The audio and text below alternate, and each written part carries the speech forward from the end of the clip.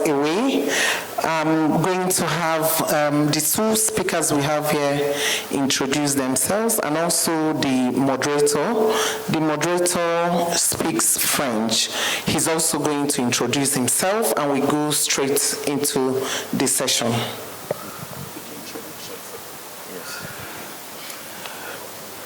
Bonsoir tout le monde.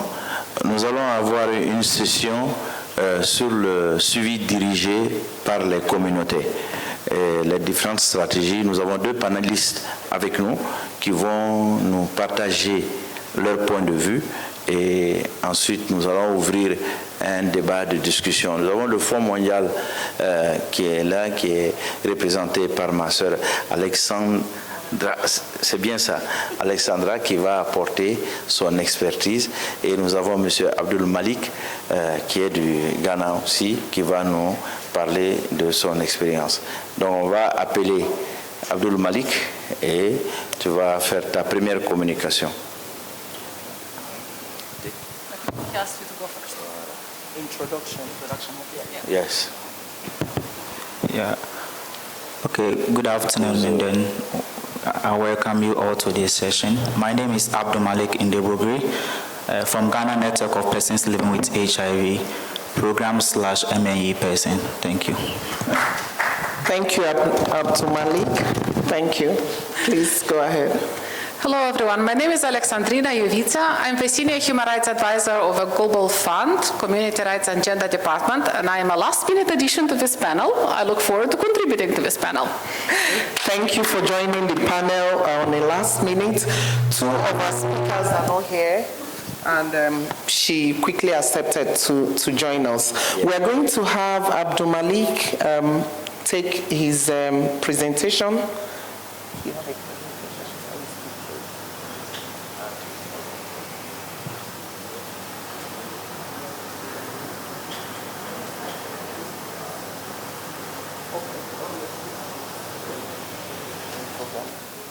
Okay, sorry about that. Some of our speakers are not here. We're going to have Abdul Malik talk to us about what he has done on community-led approach in his country.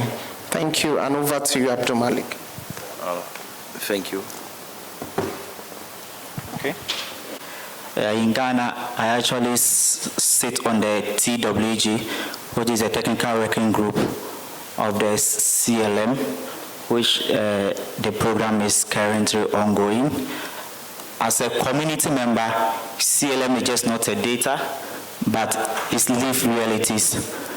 So to ensure proper community ownership of CLM, which is community-led monitoring, communities should be allowed to set our own priorities, track our needs, and then use the data that we'll get to inform our advocacy needs. Yes. So as a person living with HIV, CLM is not just a data, it's evidence, it's accountability, it's a lived reality that must inform how we design, monitor, and evaluate our health systems. Too often time, technical data is presented in isolation. So most health data, researchers, community don't have access to that data. So CLM is a gateway for communities to have our own data, which we use in our program design and to inform policies changes in our country or in HIV TV programming. To ensure that every statistics reflect faces, voices, and community. When we speak of community ownership in CLM, we are talking about participation, not just being there, but inclusion. Data must be disaggregated into ages, sexes, identities, and groups, not just as 2,000 or these people living with HIV. Within people living with HIV, we have diversities. We have children, we have adolescents, we have young adults, older, key population. So data must also reflect these communities. So it shouldn't be like a broad data forever, but it should be properly disaggregated to reflect each communities, because our identity is one, which is HIV, but our realities are different. Within each community have our own realities, our own lived experiences. So data must also show our lived experiences and our realities.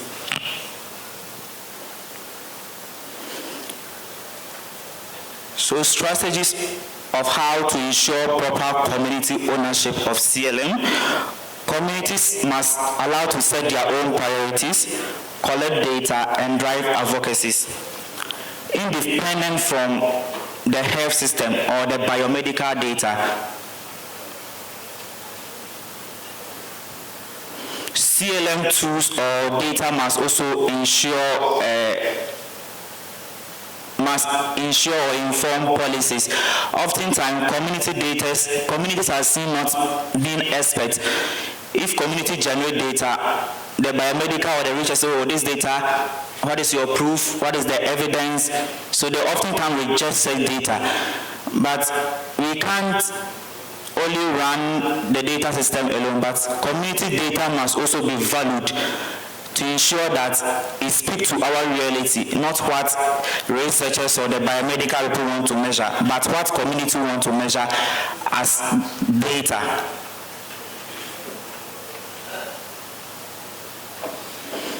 So today, I urge all leaders present here, scientists, government people, private investors, to take a bold step to integrate community-led mobility into national budget. It shouldn't just be donor-funded, but it should be well programmed into our national budget. There should be a portion of a budget for communities to actually track what they want to see, but not only donors who are supporting communities. Communities to have a seat or a voice in government budgeting.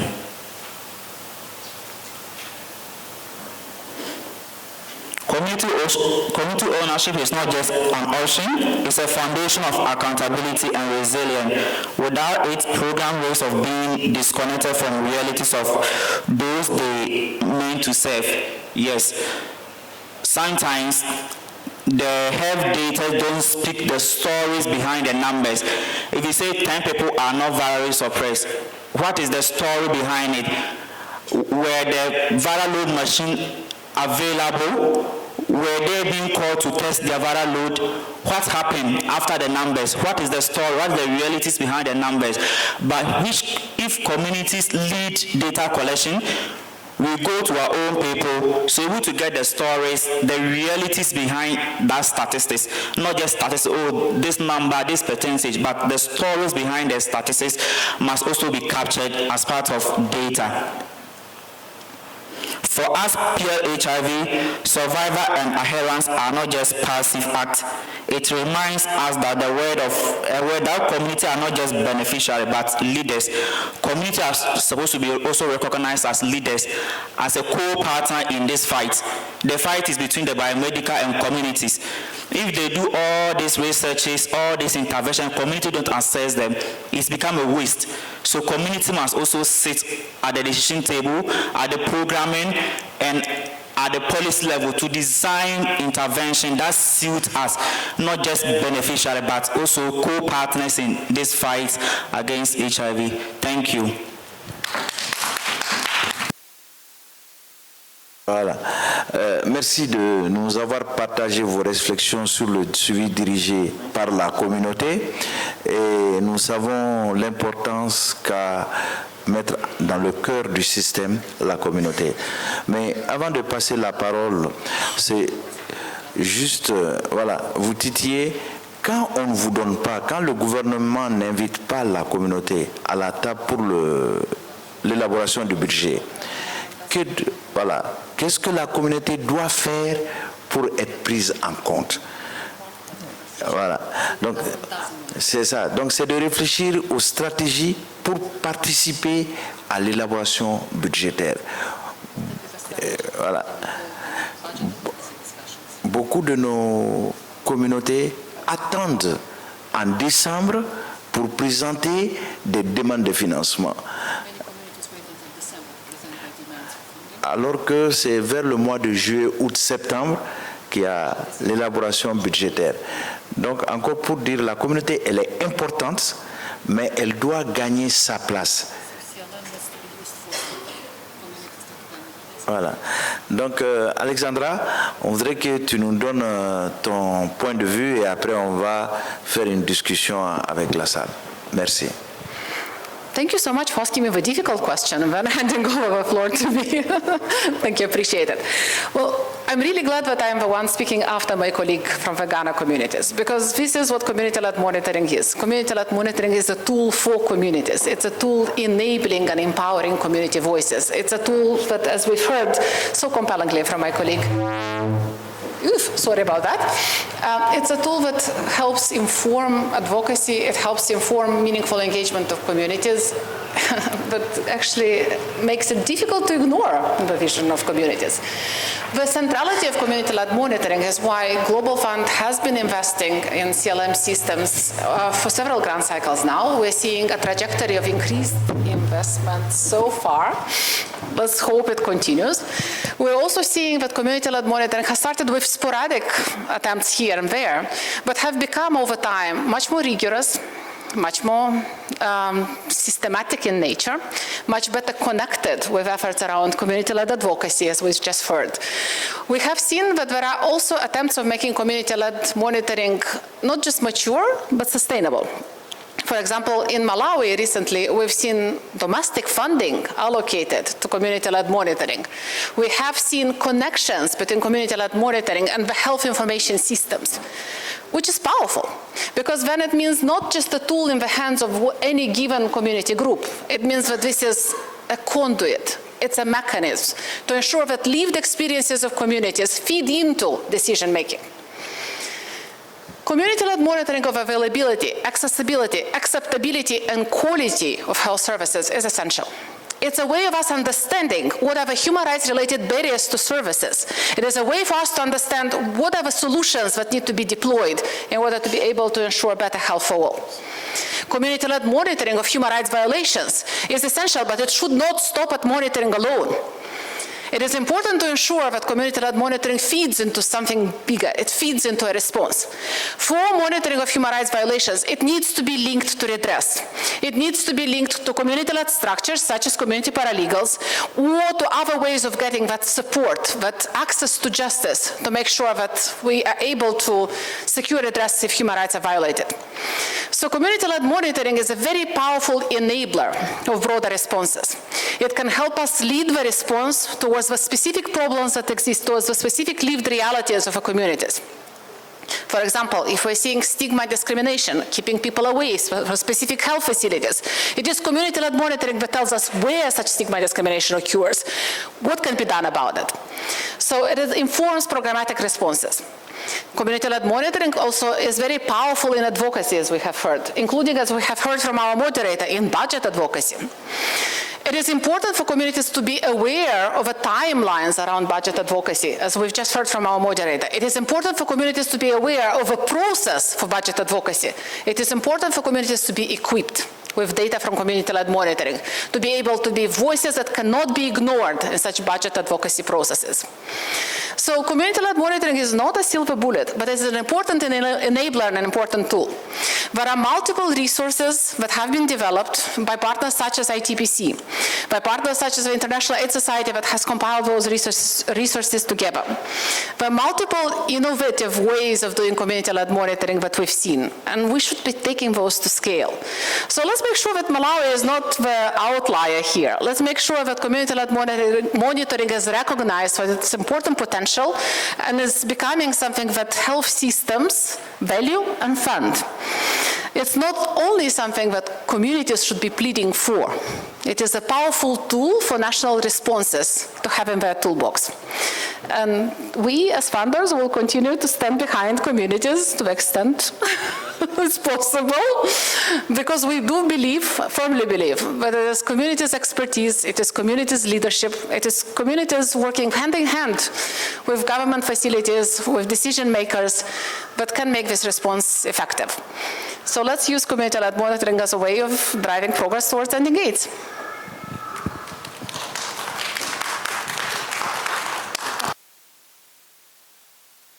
titillez, ce que vous dites, c'est juste. Maintenant, on connaît l'importance de la communauté, les données collectées par la communauté. Mais dans le cadre du financement, financer la société civile pour collecter n'est pas toujours évidente avec la priorisation et la repriorisation qu'on vient de voir, parce que la gestion, la trop grande gestion prend le dessus sur les activités communautaires. Alors, de votre point de vue, comment concilier vraiment la contribution des donateurs et la contribution des pays, c'est-à-dire en termes de souveraineté par rapport aux données, parce que la fiabilité que les communautés, quand ils collectent les données, bon, souvent ça pose des problèmes.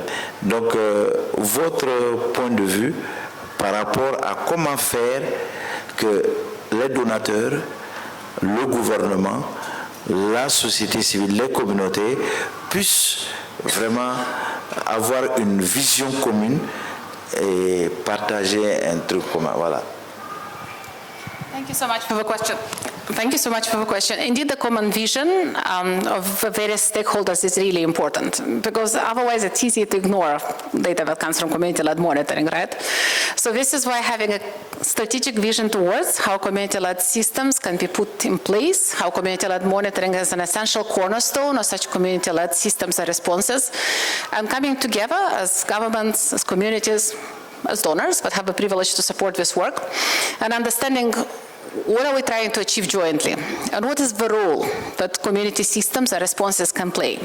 What is the role that community-led monitoring can play in that regard? I've spoken about maturity of community-led monitoring systems for a reason. It's not just a pilot, but it's easy to ignore. It has become a tool that has recognized potential. It has become a tool that is able to actually serve as that conduit for collecting the community's lived experiences. We don't have to rely on surveys only. We have community-led monitoring that allows us to have a better understanding, more real time, of what are the lived experiences of people living with HIV, of key populations that are experiencing barriers in access to services. These are incredibly important inputs in any kind of decision making, be it about allocating funds or be it about directing the programmatic responses. So it is important for all stakeholders in that conversation to understand that value of data that comes from community-led monitoring. It is important for all stakeholders in the response to see, and this is not just, we do it just because communities ask for it. We invest in community-led monitoring, we invest in community-led systems and responses, because that's the way of reaching our global target. That's the way of reaching those people that are left behind. That's the way of ensuring that everyone who needs health services is able to access health services. And this is powerful. And this is actually what helps us improve public health outcomes. So we're not seeing it as an add-on to the response that communities have to consistently prove its value.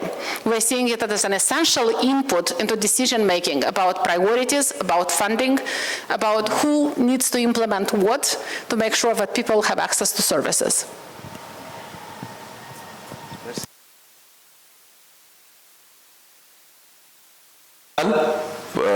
Si vous avez des questions, des interactions, des contributions. I have others that have questions on community-led monitoring. From the discussions so far, we've talked about how our identity is one and our lived experiences are different, and community-led monitoring helps us in capturing our lived experiences that will support our program. Community-led monitoring should be funded. It's important for communities to be aware and also be equipped about budgeting processes and timelines. So we'd like to take comments and questions from people here. We have number 1, 2, Do we have any other person that wants to take a comment? 3. So let's take these 3, then we can come back to it. You can go ahead, please. Thank you very much. My name is Mworeko. I'm glad to see that the CLM model is working. I was part of the team that developed the model for Ghana by CHAG. I want to know what are some of the challenges that you are facing in implementing the model that has been developed. Thank you. Okay. Thank you very much. Please go ahead. Thank you very much, and good afternoon. I am Martin Philip Eli from Sierra Leone. I am also leading the implementation of the integrated community-led monitoring in Sierra Leone for HIV, TB, malaria, hepatitis, and mental health. We're about to integrate pandemic preparedness. So mine will be a very simple question, but then also some of the challenges that we do face. And the question is, how do you utilize your CLM data to influence change at policy and service delivery levels? And then the other question would be for Global Fund. Probably, what will you advise as part of the approaches for us as communities that we should adopt to sustain CLM interventions? Thank you, Mr. Martin. Let's take the last one. I saw a third hand. Yes, thank you.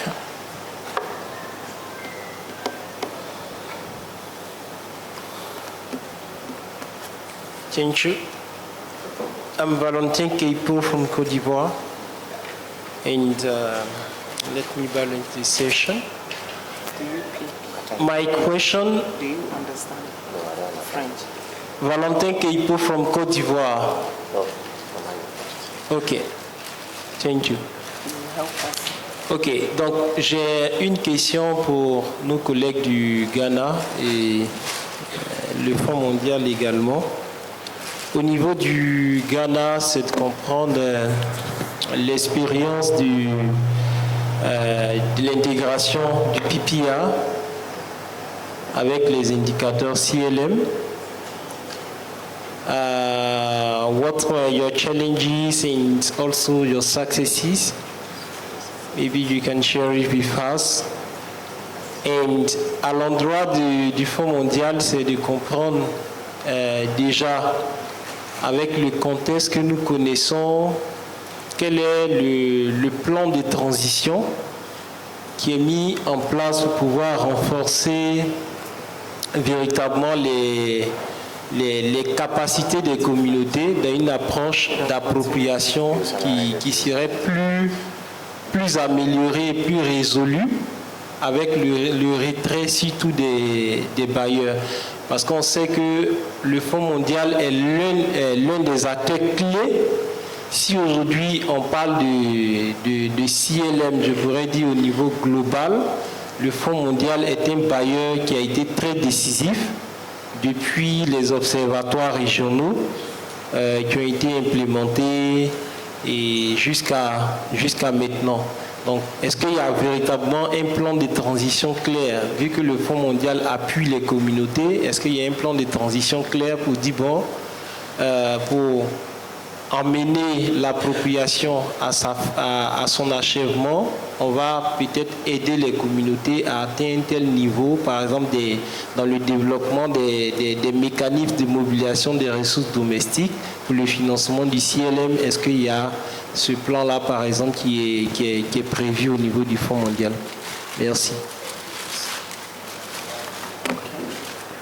Did you interpret?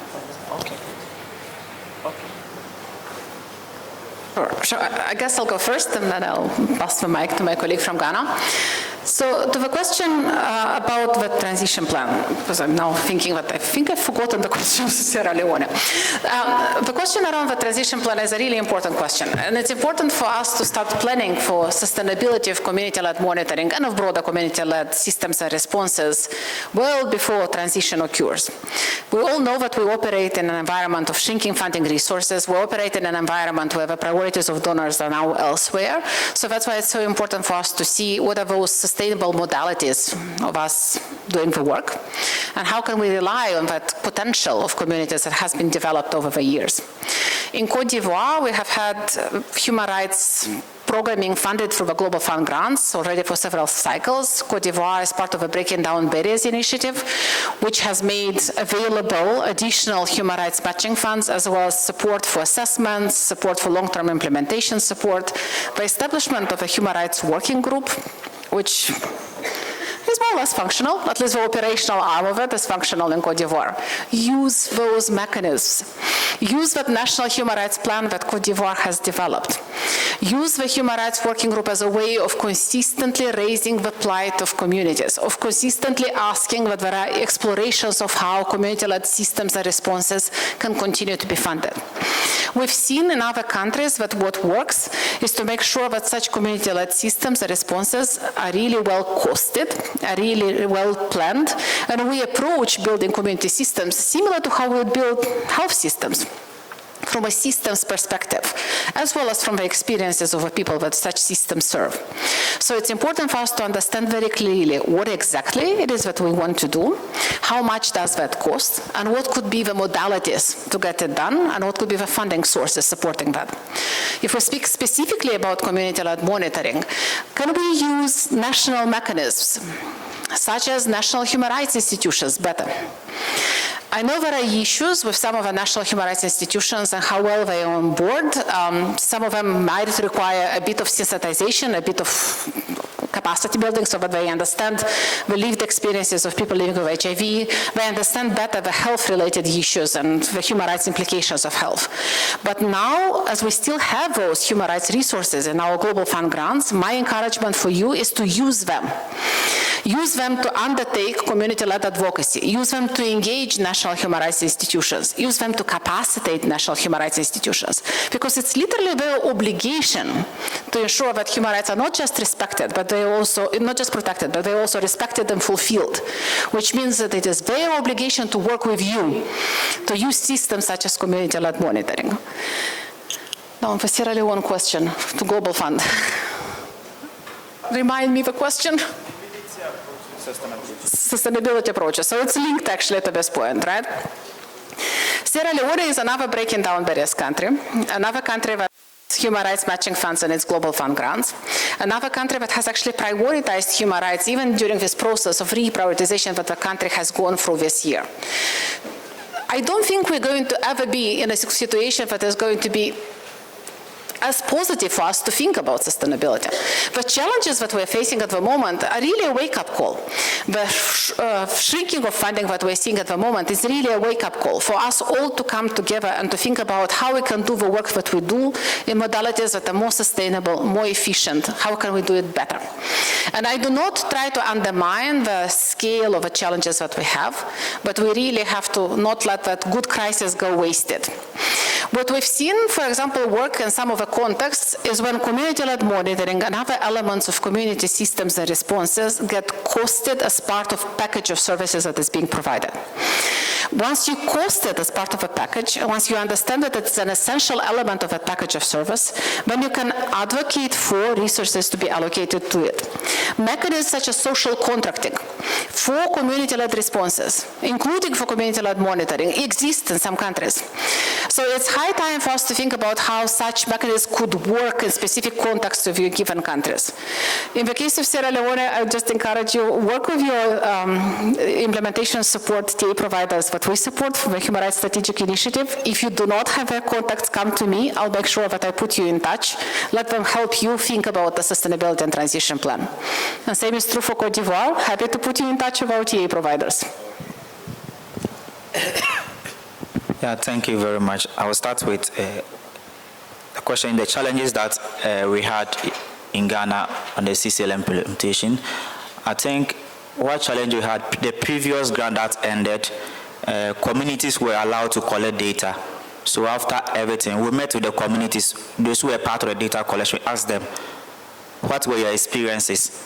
What data were you collecting on? To my surprise, most of the posts, they said we should go and take data. They didn't even know what they were going to collect. They didn't understand the process. They were just giving device, go and take data for us. They didn't know anything about that data that they were collecting. So this year, through our advocacy with UNAs, now community are now allowed to set our own priorities of what indicators we want to track in the service design. So I think that's some of the challenges that were happening. And one challenge is budgeting. Community don't even know the budget for CLM. All we know is, we are doing CLM, and this is the structure, this is the, but we don't know what is actually the budget and how we can even maximize, improve efficiency with that budget. So that is another challenge. Community don't know the budget for CLM. All we know is CLM is happening. We are called to a meeting, we are going to set for priorities and those. And another challenge is capacity. To ensure effective CLM, community capacity must be built. Our system must be strengthened to understand what is the issue at ground, the processes of CLM, so that we can actually implement effective or quality CLM to improve service delivery.